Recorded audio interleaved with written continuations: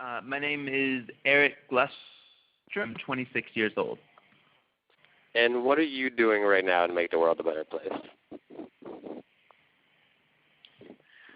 I founded and run an organization called Educate, which is working to provide a new model of education that empowers a new generation in Uganda to solve the problems of poverty, disease, violence, and environmental degradation, some of the most pressing problems of our time.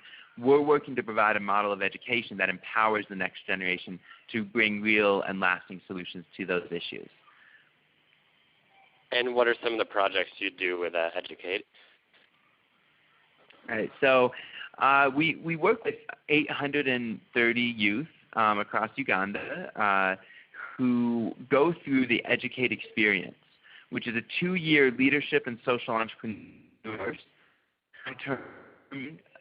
from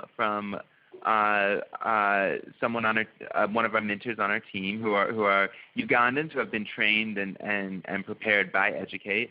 The students going through the leadership and social entrepreneurship course and mentoring also start a business or community initiative as part of their involvement in Educate, based on a vision of positive change that they have for their communities.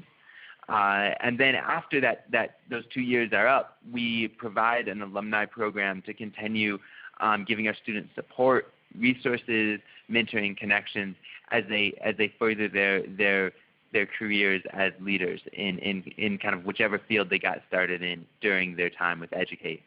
And some examples of things that students have done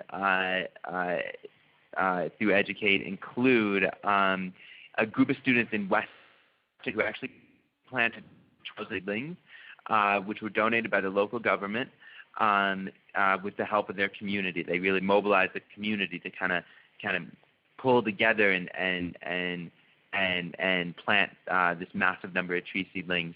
Deforestation is a huge issue, and you know, it's good to see this new generation of leaders who will be able to kind of take on the environmental movement here in Uganda in the future. We've had another student whose name is George William Baca, who's actually started a microfinance organization, which is run by youth, George William Baca and a few others, and it's for youth. So they give loans out to other students who want to start businesses or pay for their school fees through the businesses that they've started, things like that. Really sustainable way, you know, to address poverty is if we can empower youth to microfinance organizations that provide capital to the greater population. And it's an example of a concept called exponential empowerment, which is really key to all of our work. You know, we're investing in students and empowering a few students so that they can go on and empower many others, and that's what we call exponential empowerment.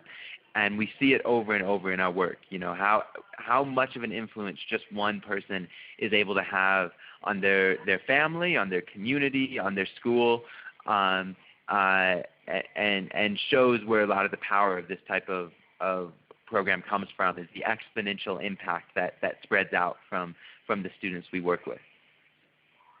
And what inspired you to get involved with this? Was there like a moment that inspired you, or was it just kind of a gradual realization? How do you get involved with this work?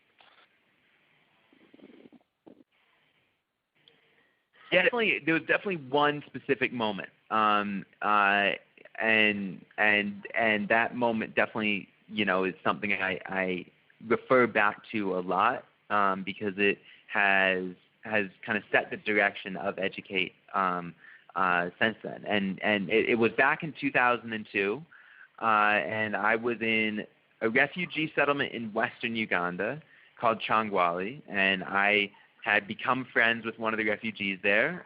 His name is Vincent Olivier, and he was about my age, so I was 17 years old. He was 18 years old, and we had become pretty good friends for the past month that I had been in his community, which was this refugee settlement.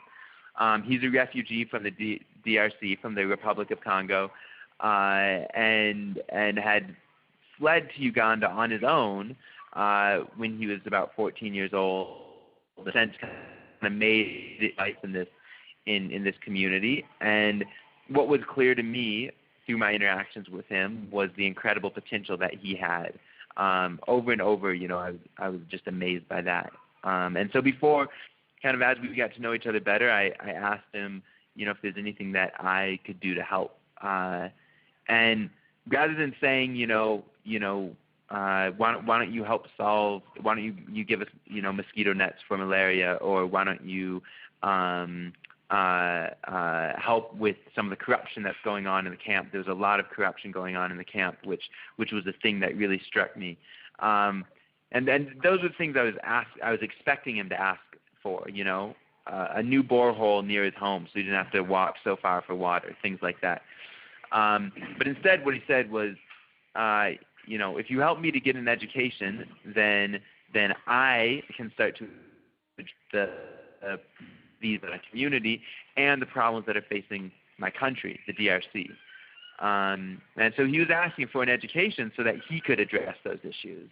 And it made a lot of sense to me, because if we could provide an education to Benson and others who have so much potential, then there's a much more sustainable solution when they're addressing that corruption that was going on in the refugee camp, and when they're beginning to address the issues going on in the DRC, the tribal conflict there.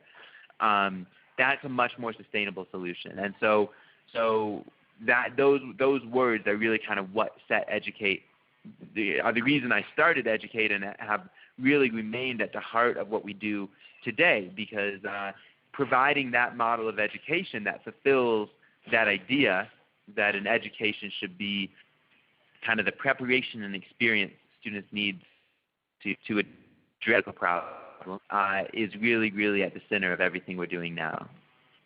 Great. And, one thing that we're stressing at the Search for Common Ground is always working across traditional boundaries.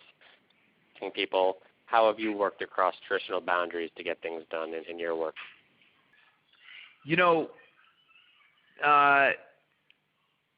I think one of the ways in which we work across traditional boundaries is through our mentors. So Educate has a team of who actually teach our curriculum and work with our students one-on-one. And the mentors are like the most crucial part of the organization, the most crucial people in the organization. They're the ones who, as we say, are on the front lines with the students. They work with the students every day. They help the students deal with problems in their own lives, problems in their communities. They provide the encouragement, the support, and really, the mentoring that empowers our students. And our mentors do a great job of bridging that divide, or kind of working across boundaries. I think if we call it that, because the mentors are all Ugandan, have all grown up in the education system as it is, which is very memory-based and doesn't do a good job to take on this leadership in their community. And that's the system that the mentors have come out of and have done very well in. They're all very well qualified graduates of the university. But then they've also been through 3 months of training with Educate, sometimes 4.5 months of training with Educate, and really understood what a different model of education looks like, and have practiced that model of education before they go into the classrooms. And so they're kind of tasked with something that's not very easy to do, which is to go into a system as it is and then try to model what a different system can look like. And that's a boundary that they kind of bridge really well. And we always stress, that let's take the constructive approach.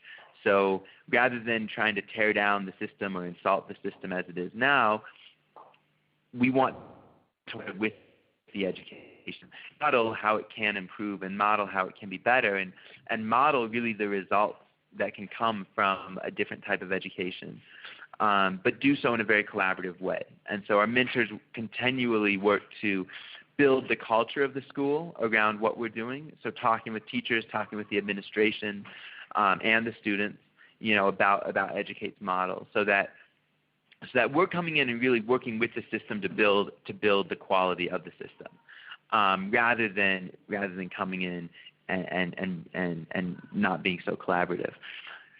And I, continually am amazed with how well the mentors kind of bridge that boundary.